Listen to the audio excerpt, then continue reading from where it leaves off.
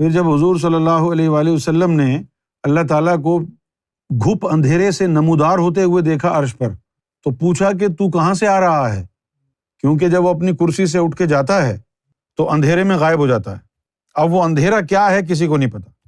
بسم اللہ الرحمن الرحیم، الحمد لولیہ والصلاة علی نبیہ محمد المصطفیٰ وآلہ واصحابہ المتأدبین بآدابہ، اما بعد، اللہم صلی علی محمد وعلی آل محمد وبارک وسلم وصلوا علیہ۔ معزز سامعین، آپ نے سید یونس گور کی جاہلانہ گفتگو سماعت فرمائی۔ ان کا یہ کہنا کہ اللہ تعالیٰ کرسی پر بیٹھتا ہے، پھر اللہ تعالیٰ کرسی سے کسی اندھیرے کے اندر گم ہو جاتا ہے، اللہ یعذ باللہ، یہ کفریہ کلمہ ہے۔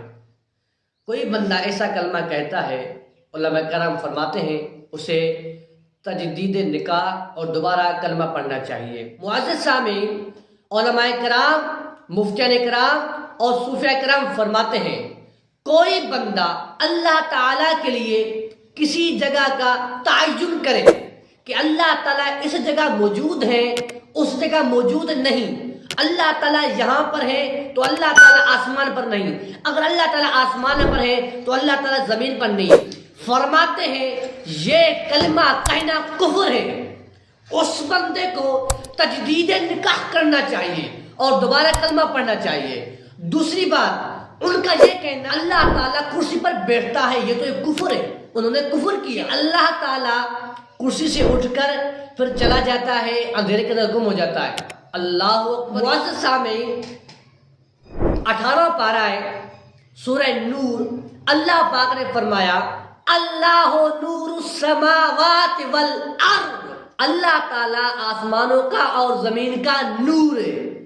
اب میں آپ سے پوچھنا چاہتا ہوں، یہ بتا دیں نور کا معنی کیا ہے؟ نور کس کو کہتے ہیں؟ نور کہتے ہیں روشنی کو۔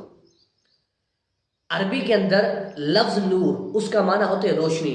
میں آپ سے ایک دنیا کی مثال پوچھنا چاہتا ہوں، اگر آپ کسی کمرے کے اندر رات کے وقت جائیں تو بالکل اندھیرا ہو، اگر آپ بلب چلائیں روشنی آئے گی، یہ بتا دیں اس کمرے کے اندر اندھیرا باقی رہے گا نا یا نہیں؟ اندھیرا تو چلا جائے گا، اندھیرا تو ختم ہو جائے گا۔ جب اللہ تعالیٰ آسمانوں کا اور زمین کا نور ہے، اور اس آیت سے بعض مفسرین کرام یہ مراد لیتے اللہ تعالیٰ نے آسمانوں کو اور زمین کو منور کر دیا ہے۔ منور سے مراد اللہ پاک نے آسمانوں کو اور زمین کو روشن کر دیا ہے۔ جب رب روشن کرنے والا ہے تو کون کہتا ہے کہ اللہ تعالیٰ اندھیرے میں جائے گا اور اندھیرا باقی رہے گا؟ پہلی بات، یہ کلمات کہنا کفر ہے، اور آپ کے یہ کلمات کفر ہیں۔ میں آپ سے یہ گزارش کروں گا کہ آپ توبہ طائب ہوئیں اور اپنا تجدید نکاح کریں۔